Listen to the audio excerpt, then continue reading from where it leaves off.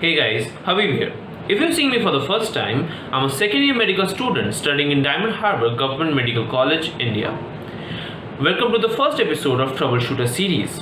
Today we are going to discuss how to get back to work after a long break. So without further ado, let's get started.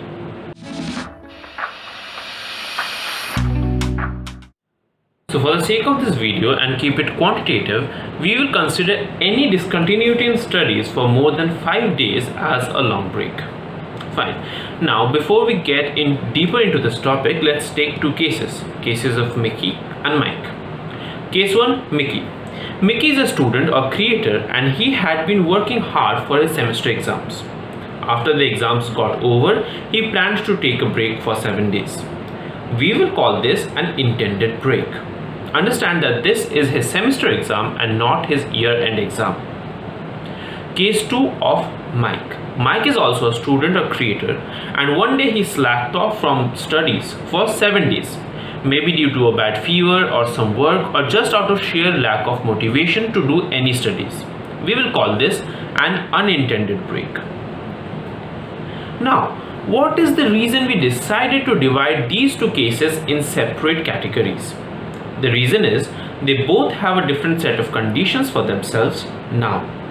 First, in an intended break, the Mickey might have arranged his work pre-vacation and also has arranged his work that he is going to do after a vacation, whereas Mike most probably did not. Secondly, Mickey genuinely enjoyed his break, whereas Mike, nor me, nor anyone else in this world enjoys the slacking off. Although both these cases have different circumstances for themselves, they both might land into the same trouble once they sit on their desk. The frustration might be so much of not being able to study or not having attention that they might slam their book on the table and leave. So the next question arises, why such problems arise? To understand why these problems arise, I have categorized three major problems that everyone is going to face after a long break, or most of the people will, and I have put them or rated them according to their difficulty out of 5. First, fear of not coping with pending work. We will give this a 4 out of 5 rating. It's pretty tough. Second, lethargy or not motivated. 3 out of 5. We will overcome this one. And work is in chaos or not being able to understand where to start. This is 3.5 out of 5.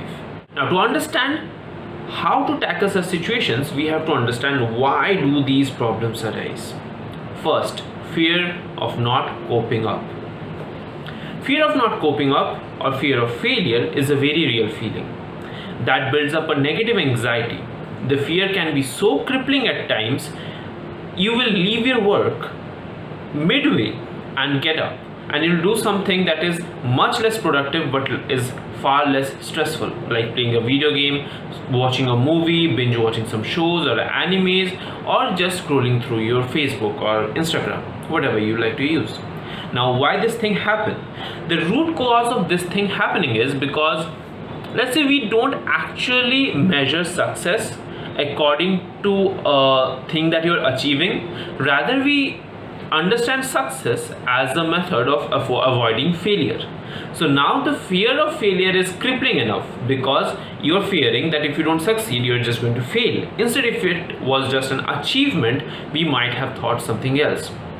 Now, technically speaking, I don't have a hard and bound rule to overcome this one problem. But the thing that I do personally is I just grit my teeth. I tell myself that I cannot waste any more time on things like this, like fear or something counterproductive thought, and I just move forward with my work. Lethargy or no motivation to work. We are not talking about the general laziness which can be overcome easily by your sheer will or tiredness or because you're ill or sick. We are talking about lethargy specifically, or no motivation. And the main issue with this is not having the habit of working. This is more prominent after a long break because we have deranged all our habits. Now why am I emphasizing on habit so much? The simple thing is, habit is the most oftenly ignored yet the most important part of our day-to-day life. Habit is basically the computer program that gets you running throughout the day. To understand and have a deeper understanding of this subject of habit and habit forming, we'll refer to a book called The Power of Habits by Charles Duhigg. Now in this book has been backed by many neurological researchers, so I can trust this book as it is very much scientific. Now this book divides the process of habit forming into 3 basic steps. The steps are: first, a cue. Cue can be, let's say, an ice cream. You see an ice cream truck, you see ice cream in your refrigerator. Then a routine, like buying the ice cream or opening the refrigerator to take out your ice cream. And then a reward, that is having that ice cream and that sweet cold sensation that you get in your mouth. This is basically the cue reward system of forming any habit. Now, is this thing so major? Yes, it is. For example, let's take any alcoholic. Any alcoholic will be having the habit of taking alcohol despite of feeling guilty, because this is a very involuntary function. The cue was maybe he was going through a problem or passing near a bar or saw a bottle of wine, whiskey or beer, and then the routine was drinking the beer or alcohol, and the reward was the intoxication, the small short time forgetfulness of their problems and stress. They might be feeling guilty even while drinking, but this is a completely involuntary process. This just happens automatically. Let me give an example of myself. Almost 8 months back, when the lockdown was happening and I had no college, and before I got this book in my hand, I used to wake up to my alarm clock, which was set on my phone, and I would snooze the alarm or stop the alarm, and then I would start scrolling my phone.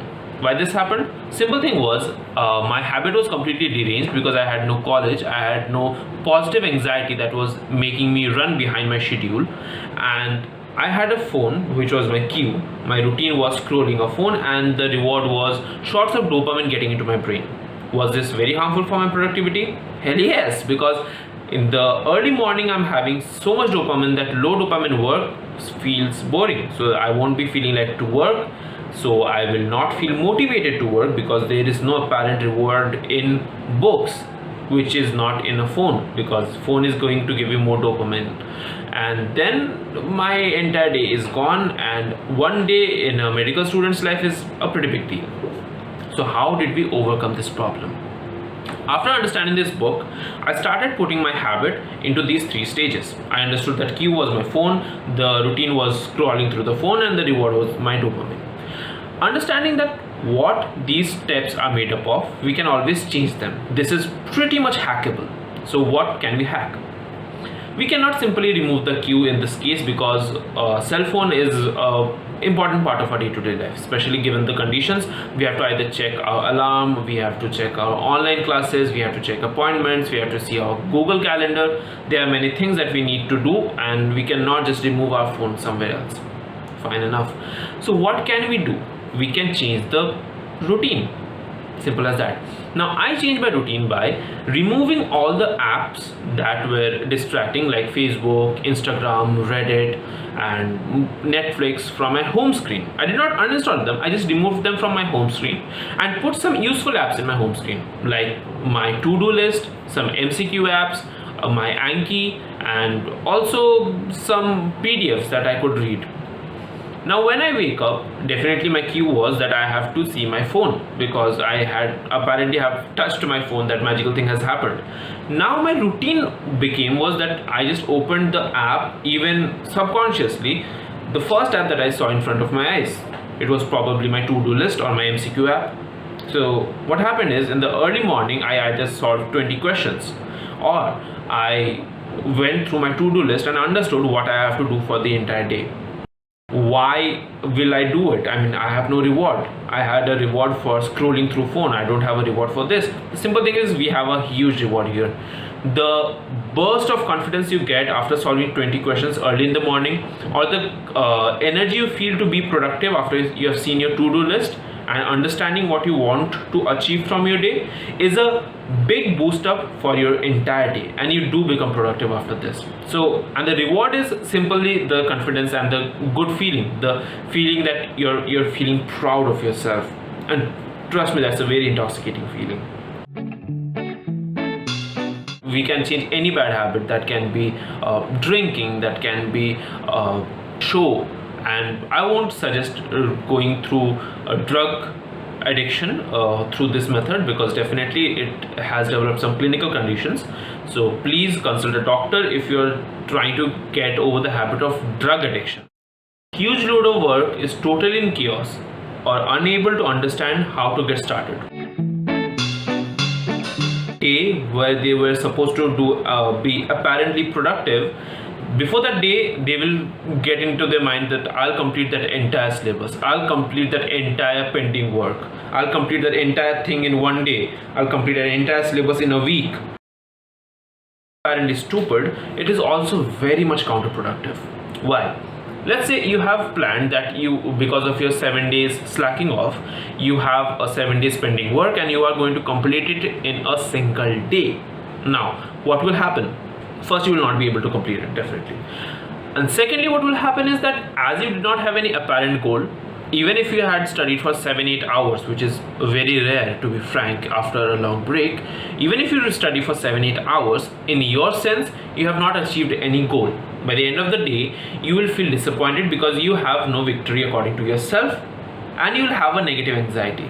The next day, you will not have any positivity in yourself to achieve anything, and probably, most probably, another unintended break will start, which we don't want. So what should we do? We are going to set small goals, achievable goals, and make it into a list. I prefer to do it on my Android in Google Keep Notes. It's very minimalistic and it's easy to change the sequences. You can use a normal hard copy, a notebook, or a fancy notebook, whichever you like. Make a to-do list. Keep the things and goals arranged according to yourself. For example, let's say I have 5 topics that I missed during my 7 days break, and I have a class on Monday on immunology.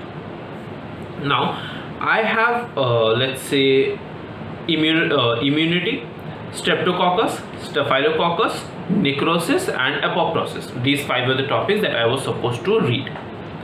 Instead of doing all these things at a go, where I will be making more pending work because I'll be missing out on the present classes, I will distribute all these topics throughout my calendar, like a chef sprinkling salt.